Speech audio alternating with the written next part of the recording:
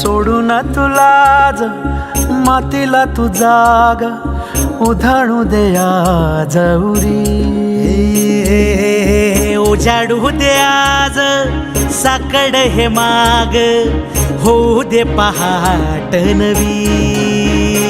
आता होऊन जाऊ दे साऱ्या जगाला पाहू दे पडू दे पाऊल पुढं.